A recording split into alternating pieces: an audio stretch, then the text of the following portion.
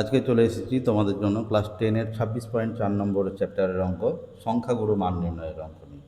আজকের এই ভিডিওতে আমরা শিখে নিব কীরকমভাবে সংখ্যাগুরু মান নির্ণয়ের অঙ্কগুলো করতে হয়। এই অঙ্কগুলো করার জন্য তোমরা তোমাদের বইয়ের প্রথম যে পেজটা 26.4 নম্বর চ্যাপ্টারের সেই পেজটা খুলে নাও এবং অঙ্কগুলো একবার দেখে নাও। কী করে অঙ্কগুলো করবো একটু ভালো করে খেয়াল করে দেখো।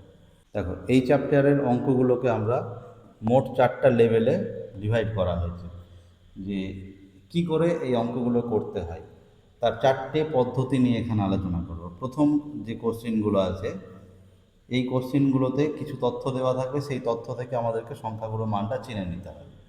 দ্বিতীয় যে অঙ্কগুলো থাকবে সেই অঙ্কগুলোর তথ্যের সাথে তার পরিসংখ্যা দেওয়া থাকবে, সেখান থেকে অঙ্কগুলো করতে হবে।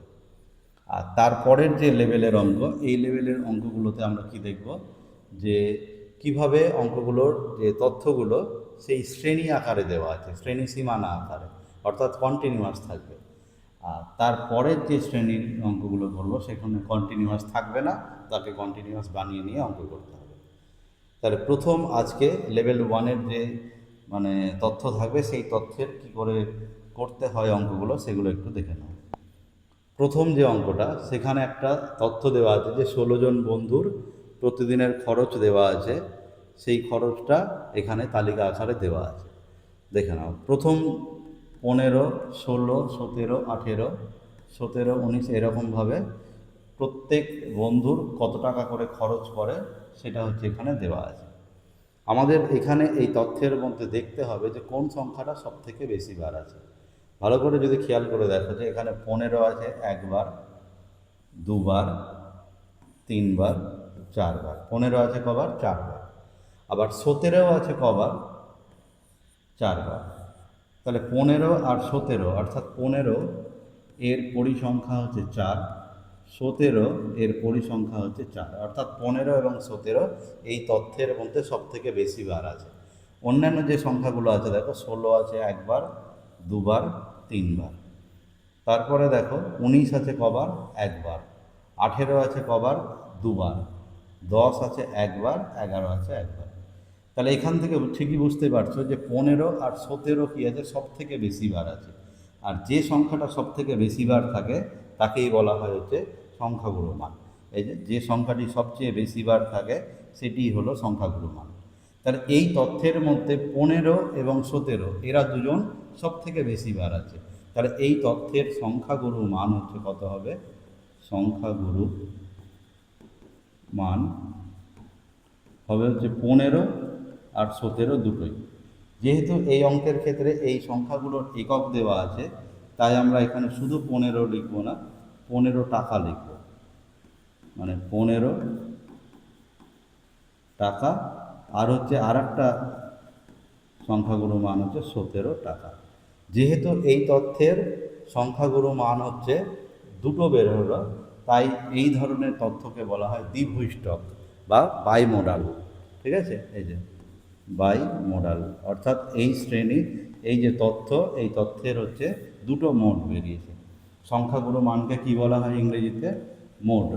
সেই জন্য হচ্ছে যেহেতু দুটো মোড, তার জন্য এই তথ্যকে বলা হয় বাই মোডাল। তাহলে এই হচ্ছে 1 নম্বর অঙ্ক। এরপরে হচ্ছে যে 2 নম্বর অঙ্ক, সেই 2 নম্বর অঙ্কের ক্ষেত্রে দেখো যে তথ্যটা দেওয়া ছিল সেই তথ্যটাকে এখানে সাজিয়ে নেওয়া হয়েছে। 130 কতবার আছে? একবার, দুবার, তিনবার, চারবার, পাঁচবার। 131 আছে একবার, দুবার, তিনবার, চারবার, পাঁচবার, ছবার, সাতবার। দেখে নিশ্চয়ই তোমরা বুঝতে পারছো যে এই 131-এর যে স্তম্ভটা সব থেকে উঁচু আছে, অর্থাৎ 131 সব থেকে বেশি বার আছে। অন্যান্য যে সংখ্যাগুলো তার থেকে 131 হচ্ছে সব থেকে বেশি বার আছে। যেহেতু 131 সব থেকে বেশি বার আছে, কতবার আছে? 7বার আছে। সেই জন্য এই তথ্যের হচ্ছে সংখ্যাগুরু মান হবে হচ্ছে কত? 131 সেমি। কেন? তার কারণ এই তথ্যের মধ্যে সব থেকে বেশিবার যে সংখ্যাটা আছে সেটা হচ্ছে 131। আর তথ্যের মধ্যে যে সংখ্যাটা সব থেকে বেশিবার থাকে সেটাই হচ্ছে তার কি? সংখ্যাগুরু মান। তাহলে আমাদেরকে যদি আমরা ছকের আকারে লিখতে চাই, তাহলে এরকমভাবে একটা তালিকা বানিয়ে নিতে হবে, যে এদিকে লিখব উচ্চতা আর এইদিকে লিখব হচ্ছে পরিসংখ্যা বা ছাত্রছাত্রীর সংখ্যা। তাহলে এইভাবে লিখে নেব 130 আছে কতবার? 5 বার। 131 আছে কতবার?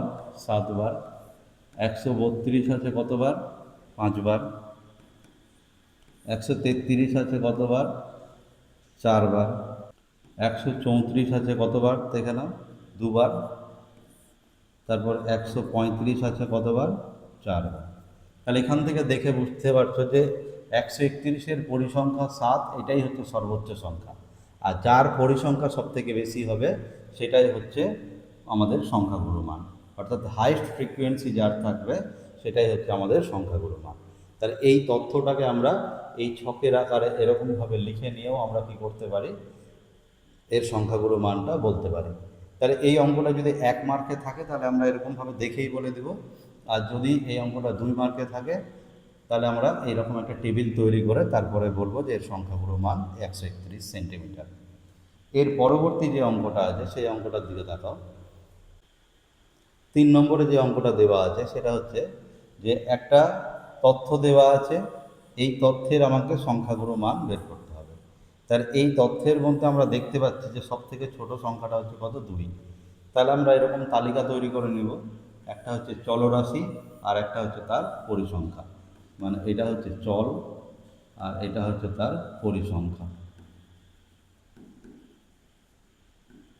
তাহলে প্রথম যে সংখ্যাটা সেটা হচ্ছে 2, তারপরে 3, তারপরে 4, 5 আছে এই তথ্যের মধ্যে, 6 আছে কিনা দেখতে হবে, যে 6ও আছে, তাহলে 6 লিখব।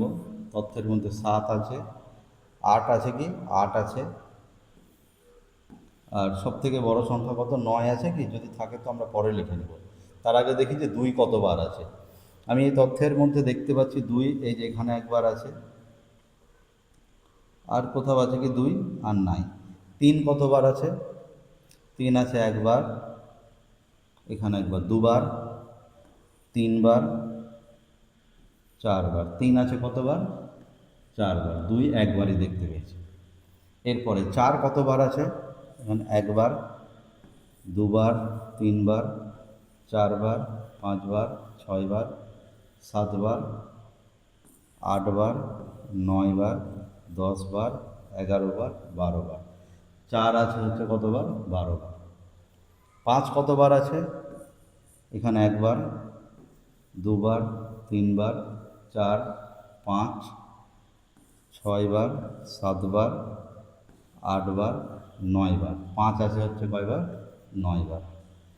6 আছে কবার? এখানে একবার, আর এখানে একবার, 2 বার হচ্ছে 6 আছে। 7 কতবার আছে? এখানে একবার আছে 7, তাহলে 7 আছে একবার। 8 আছে কতবার এই তথ্যের মধ্যে? একবার। তাহলে আমরা দেখতে পাচ্ছি যে এখানে এই যে 4 যে সংখ্যাটা, এর পরিসংখ্যা যে 12, এটাই হচ্ছে সর্বোচ্চ। এই সংখ্যাটাই কি? সর্বোচ্চ। যেহেতু 4-এর পরিসংখ্যা সর্বোচ্চ, তাহলে আমরা বলতে পারবো যে এর সংখ্যাগুরু মান হচ্ছে, সংখ্যাগুরু মান হলো কত? 4। যার পরিসংখ্যা সর্বোচ্চ সেটাই হচ্ছে সংখ্যাগুরু মান। যেহেতু এই তথ্যের সংখ্যাগুরু মান একটাই বেরোলো, সেই জন্য এই ধরনের তথ্যকে বলা হয় ইউনিমোডাল, মানে একটাই মোড বেরাচ্ছে। এর পরের যে 2 নম্বর অঙ্কটা, সেই 2 নম্বর অঙ্কটা একবার দেখে নাও, যে এখানে সব থেকে যে ছোট সংখ্যাটা দেওয়া আছে সেটা হচ্ছে 2, তাই না? সব থেকে ছোট সংখ্যাটা কত দেওয়া আছে? 2। তাহলে আমরা এখানে আবার সেই এরকম একটা ছক বানিয়ে নিই, যে চল আর হচ্ছে পরিসংখ্যা, চল আর পরিসংখ্যা।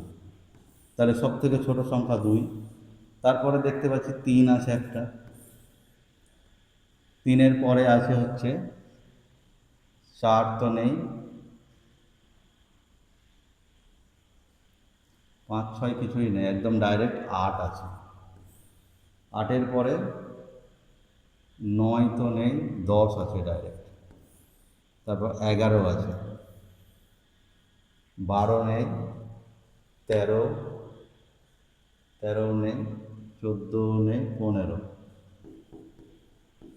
15-র পরে 16 আছে, 16-র পরে 17 আছে, 17-র পরে 18 আছে, আর লাস্ট হচ্ছে আমি দেখতে পাচ্ছি 19 আছে। তাহলে সব কিছুই আমরা লিখে নিলাম। 2 কতবার আছে এই তথ্যের মধ্যে? 2 যদি দেখি তাহলে এই তথ্যের মধ্যে কেবলমাত্র একবার আছে, তাহলে 2 আছে একবার। 3 কতবার আছে? দেখতে পাচ্ছি একবার আছে। 8 কতবার আছে? এখানে একবার। 8 এখানে একবার, দুবার, তাহলে 8 আছে দুবার। 10 কতবার আছে? এখানে একবার, দুবার, তিনবার, চারবার, পাঁচবার। 10 আছে হচ্ছে 5 বার। 11 কতবার আছে? একবার, দুবার, 11 দুবার আছে। 15 কতবার আছে? একবার, দুইবার, তিনবার, চারবার, 5 বার। 15 আছে কতবার? 5 বার। 16 কতবার আছে? 16 তো তথ্যের মধ্যে এখানে একবার দেখতে পাচ্ছি, 16 হচ্ছে একবার। 17 কতবার আছে? এখানে একবার, এখানে একবার, দুবার, 17 দুবার আছে। 18 কতবার আছে? এখানে একবার, এখানে একবার, দুবার, 18 হচ্ছে দুবার আছে। আর 19 কবার আছে? এখানে একবার আর এখানে একবার, 19 আছে হচ্ছে দুবার। একটা জিনিস খেয়াল করে দেখো, আমাদের এই যে তথ্য এর মধ্যে কিন্তু আরেকটা সংখ্যা ছিল 14, যেটা আমরা ছেড়ে ফেলেছি। সেই 14টাকে তাহলে এখানে একটা ছোট্ট তালিকা করে এই 14টাকে এখানে ঢুকিয়ে দিলাম। 14 আছে কতবার? একবার। তাহলে আমি দেখতে পাচ্ছি এই যে তথ্যটা, এই তথ্যের মধ্যে ভালো করে খেয়াল করে দেখো যে এই তথ্যের মধ্যে আমাদের এই যে 10 আর হচ্ছে 15, এদের দুজনের যে পরিসংখ্যাটা দেখতে পাচ্ছ, পরিসংখ্যার মধ্যে এই সংখ্যা দুটোই সব থেকে বড়, এরাই হচ্ছে কি সর্বোচ্চ পরিসংখ্যা। তাহলে আমরা বলতে পারছি যে 10 আর হচ্ছে 15, এই দুটোর সংখ্যার পরিসংখ্যা যেটা, সেটা হচ্ছে সর্বোচ্চ, অর্থাৎ এই দুজনের হাইয়েস্ট ফ্রিকুয়েন্সি আছে। যেহেতু এদের হাইয়েস্ট ফ্রিকুয়েন্সি, সেজন্য এদের সংখ্যাগুরু মান হবে হচ্ছে কত? এই যে তথ্যটা, তার সংখ্যাগুরুর মান হচ্ছে একটা হচ্ছে 10 আর একটা হচ্ছে 15। তাহলে এই যে তথ্য, এরও কিন্তু সংখ্যাগুরু মান আমাদের দুটো বের হলো, সেজন্য আমরা এটাকে বাইমোডাল বলব। এর পরবর্তী যে অঙ্কটা আছে সেই অঙ্কটা একবার দেখে নাও।